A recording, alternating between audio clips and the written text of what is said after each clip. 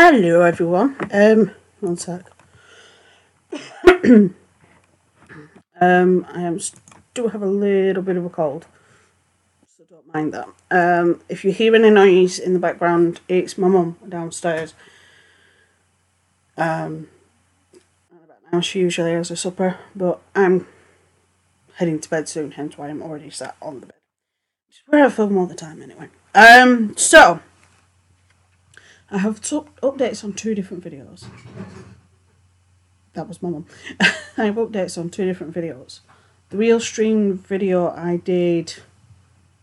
One sec. I'll tell you in a second. The RealStream news video I did, which was a couple of weeks ago now. Yeah, a couple of weeks ago. Jess just told me to watch the video, and the initial reason why I didn't watch the videos, because 9 times out of 10 when I do watch videos, they generally talk about what's on locale, and I'd already gone through locale, so you know, I didn't think there was anything in the video that would have been pertinent. But she told me, no, you need to watch it because there's some pertinent information, which is the information that I said that would be needed. And I've watched the video. I watched it not that long ago, actually. And it actually says in the video what I said we need to know. In the video, it actually shows proof that she said multiple times before she claimed that she was raped, that she wasn't raped. When her mum kept saying to her, you need to call the police. And mum's like, yeah, but I wasn't raped. You need to call the police. Yeah, but I wasn't raped. You need to call the police. Yeah, but I wasn't raped. And she said that 3 times. And apparently the police have been called, but they didn't do anything because that video exists. But there is legal issues still going on, or were going on. But she has sort of been proven to have lied. There is this still, to me, the little hiccup of her saying no twice. Even if it was jokingly, I would have stopped and said, right. But she's getting served in the next few weeks. Thank you, Jess. Jess is just down in the chat saying she's getting served in the next few weeks. Good. I'm glad. Because she should be. She's, from the evidence that I've seen, then basically she's just done it to gain celebrity from somebody that's only just over 1,000 subs. Even if he had a couple of thousand at that point, that's still not enough to gain any notoriety or any fame in any way at all. It just wouldn't have happened because he's not that famous. But yeah, we have to look. The video does sort of help prove his case. Because it says, well, I'd only say that you raped me if you pissed me off. It's like, oh yeah, she's not always, she's not, she's being a little bit,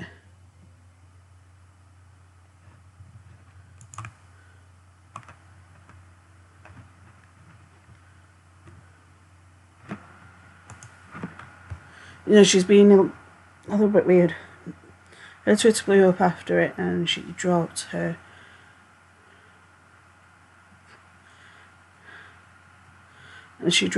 modelling photos the day that the video dropped, and her Twitter is now deleted. She was using it to gain some clout, but why go for somebody when it hasn't got anything to do with them? And why do it to somebody who's got very little following? He's not that popular. She would have been better off going after somebody with much more following. But then again, because he doesn't have much of a following, he's more attainable. But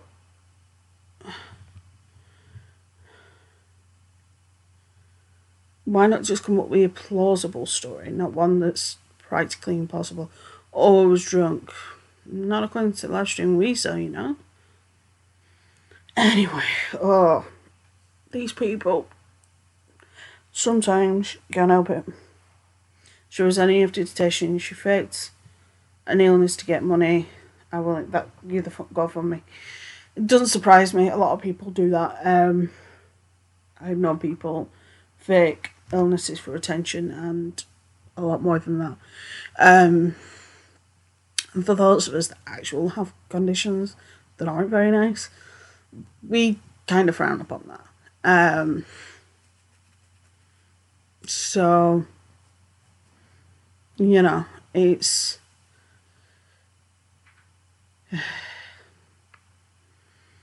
some people you just, as you guys know, I have a thing where you just don't accuse somebody of that. You just don't. No. You just don't. Sorry, but you don't. Anyway. So that's the update on that. Now, I released a video on Friday that I've had a bit of kickback on. Now, I understand some of the initial kickback because I didn't put in the title that I was only addressing the conspiracy theories, even though I said in the intro to the video I was only addressing the conspiracy theories. I've checked the main report that was released on Snady Hook. There wasn't much in there that I needed.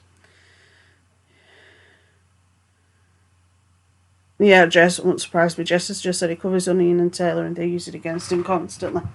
Onision does that. And it just makes him look like an idiot. So, back to what I was talking about. And a lot of people have said, yeah, but you haven't talked about this and you haven't talked about this. Have you got proof that the lawsuits are real? First of all, these lawsuits have been going on for months. The people that are suing Alex Jones. If they didn't have proof, they would have been thrown out straight away. And that proof has to be backtracked when it's used in a court of law. And then there's people saying, yeah, but you didn't address the fact that nobody went in to clean the scene. It's like, yes, because they tore the school down. So they didn't have to clean the scene because the school was torn down.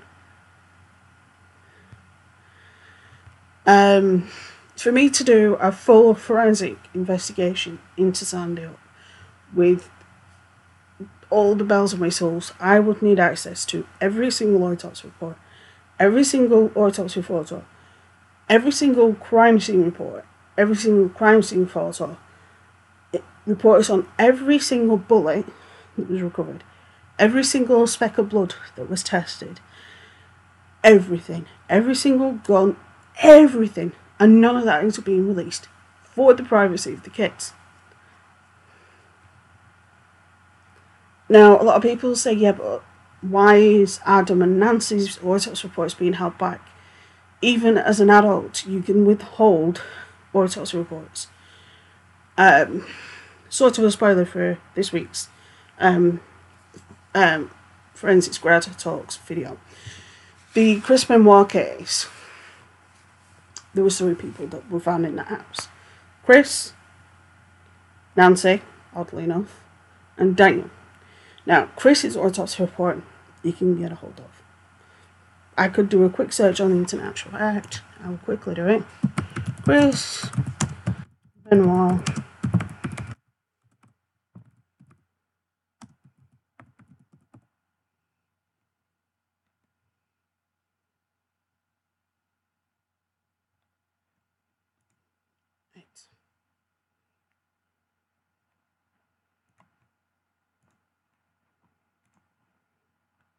Here we are. That is the autopsy report for Chris Benoit. However, if you look for the autopsy report of Nancy and Daniel, even with the even if you file a Freedom of Information Act request, because the death involves a child, that autopsy report, the remaining family will have a say whether that autopsy report is leaked. So that would have gone to Nancy's sister and Chris's father. Now, I dare say the two would have agreed that Nancy's and Daniel's autopsy reports stay classified. Or should I say rather confidential. They're not classified because there's no reason for them to be classified. But they are confidential because from what I've seen and what I've heard, the details of what Chris actually did to Nancy are absolutely horrendous.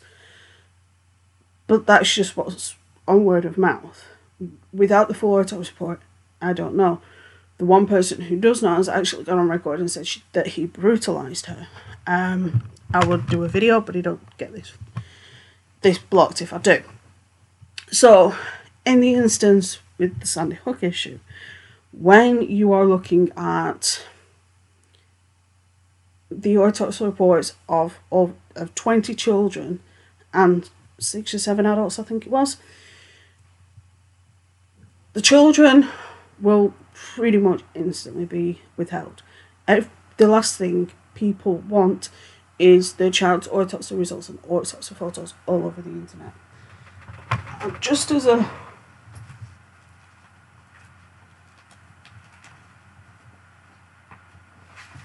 going to contention, and the information that is available on Snady Hook is nowhere near the amount of information I would need. There is a reason why I've just reached over. I'm in the process of doing a non-fiction book about the very first murder of a child, and I did actually apply this into a comment box. The official report for Snady Hook is 44 pages. Right. This is the autopsy report. One of just one child. 2, 3, 4, 5, 6, 7, 8, 9. That's 9 pages long. That's an autopsy report from a child. Then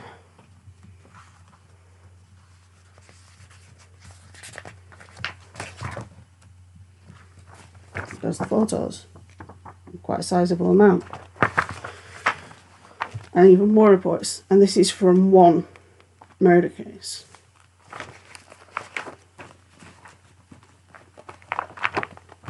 This is just from one murder. So you think about it, for the amount of evidence of this calibre that there would be for Snady Hook would more than likely fill half of this room. Bear in mind, you guys don't know the size of my house, and it isn't very big. My husband can almost touch both walls, and he's 6'3". We can just about get a double bed in, and then we've got about that much room at the end of the double bed.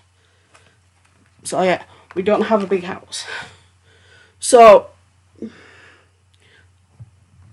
I can look at this case because I've got all this evidence. I've got all these files. I don't have the level of evidence and the level of files I would need to look at Snady Hook as a forensics investigator, because it's just not available. Like I say, I can go through this autopsy report and I can tell you, well, I've already gone through it multiple times, and I can tell you what was found. But going through an autopsy report of a child and looking at autopsy photos of a child are not the nicest thing to do. So the last thing people want is pictures of their child. I'm not going to show these pictures, obviously. Is for their child's dead body pictures to be all over the internet, which is what people want. Just because they don't believe it existed, they don't believe it happened. You're within your right to believe that, you're within your right to want to believe that. However, I see no reason why it would have been faked. That might just be naive of me, Because one of my commentators also said that Manchester was a hoax. No, it wasn't. I know people that died there. It wasn't. So no, I can tell you that for nothing. At the end of the day, I only addressed the conspiracy theories because that was me going through the conspiracy theories as part of the video. Now, I still have my notes, which are here. I addressed crisis actors. People say I didn't. I did. Because I said a lot of people do look alike, because there's 3 other people on the internet that look just like me on YouTube. Government involvements. What would the government gain? Nothing. If the thousands of children that have already died in school shootings wouldn't have done anything for gun control, what would make this different? Claims broadcast by that it was an Israeli death squad. That's been debunked. Another one said that it was there was multiple shooters. That's been debunked. Relationship with the Labor scandal, been debunked. Timestamps of the memorial sites, been debunked. Alex Jones' claims, which are that no one died, whatever. Then, what I rolled the coffins empty, I doubt it. The victims were child actors. Don't think so. Because like I say, I can see kids while I'm shopping in town that look just like my nephew, but they're not my nephew. A lot of kids look alike because they don't go into the faces until they're older, and even when people do get older, there are people that look alike. Perfect example. My stepdad, always confuses my husband's dad and my husband's uncle. And then there was suggested that there was the James Tracy thing. Didn't actually occur, but might have been different than official accounts. Really? When there was press on scene and you actually saw the bodies being removed. Changing story. That's already been explained because the press aren't giving information straight away.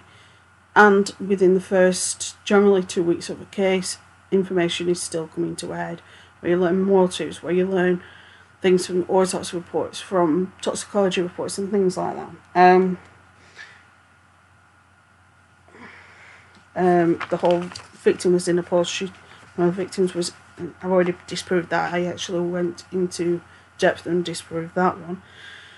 People also claim that it was cover up because photos and autopsy reports are heavily redacted, which I've explained, because family members can actually request the autopsy reports and such of people be withheld, especially of children, because I think in some places in America it is actually legal to publish autopsy reports of a child. There are a lot of, it's like this case was 1990, date of death 1996, so it was before the new laws have come into play. But a lot of the new laws have come into play where autopsy reports and photos of a child are no longer released in certain places in the US. In this country, it's not that easy to get hold of autopsy reports. You have to file for your Information Act first and all sorts of other information. And you have to have a valid reason before you get those autopsy reports. And obviously they always contact the victims' families before releasing said autopsy reports. And then there was one girl who said that she couldn't listen to me because I was saying a lot, but not actually. I was talking a lot, but not saying much. And she couldn't take me seriously because of all the soft toys. And it's like, I have a very small house. There is 5 rooms in this house. And I would say the room I am currently in is the biggest. And like I said, my husband can stand, touch this wall and almost touch the other wall. One day I may show you the house, but it isn't very big. We live in a standard terraced house. The houses that the poor were put in that worked in the mills like 100 years ago. So you can imagine how small these houses are. We have we're called 2 up, 2 downs. We don't have the luxury of me having a part in the house that I can use for recording. It doesn't exist because I have that small of a house. If I had a bigger house and I had a room that I could use for recording in, then maybe. But I don't. This back bedroom, I can't use the back bedroom because there's computer equipment in there. There's a lot of stuff in there that we need to go through. So I can't record in there. I can't record in the kitchen because there'd be no point. I can't record in the living room because I have pictures of family around there. Those family members and people, the mothers of those family members don't want those pictures on the internet. So I have to bear that in mind. So, I'm just saying that if you believe certain things are a conspiracy theory, then that's fine. But a lot of the things people say are conspiracy theories, I don't agree. I do think sometimes there are questions that do need to be asked. But in some instances, like this one, I understand why the information isn't out there.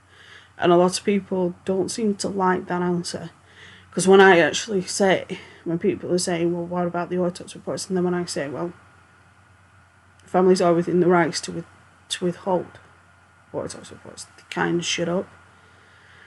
I did say I would look at another report, or an interview or something, which I will do once Mum's gone home and I've got time. But I'm not doing it at this moment. And I've actually said to multiple people, because they've said, yeah, but the lawsuit's a bunch of bull. And it's like, yeah, but why is there 6 families? Why is it still going on if it's a bunch of bull? So, at the end of the day, I say yes, think critically about everything. But that includes stuff being told to you by somebody off the internet. By all means, research things, but don't just research the side that you agree with or that you think you agree with. Research all sides. That's the way I do it. Because I got called out at university for not doing that. I was looking into a case and I only looked at one side when I should have looked at both.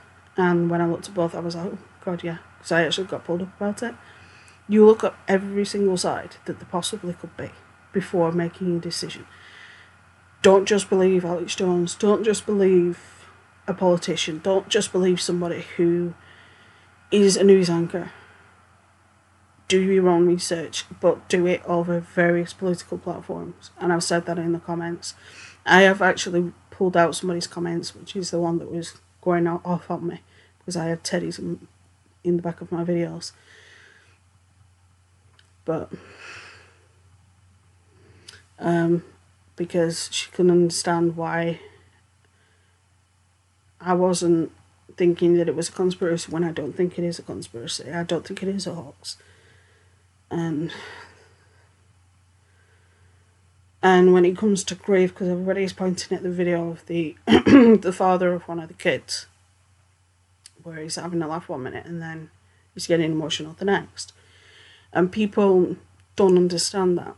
And coming from a family where we've had an incident like, not to the extent of this, but we lost somebody in not so favourable circumstances. And the way different people react is astounding. And even in my training, I watched 10 different people get the exact same news and they responded 10 different ways. It's why when the whole Logan Paul thing says, I could understand that some people laugh nervously, but he wasn't, because I know what nervous laughter is, and because I've seen it face to face, and that wasn't it. So, anyway, where did I can't remember. God, that was nearly a year ago. Bloody hell. Anyway, stay safe, be good, have fun, and I will see you very soon.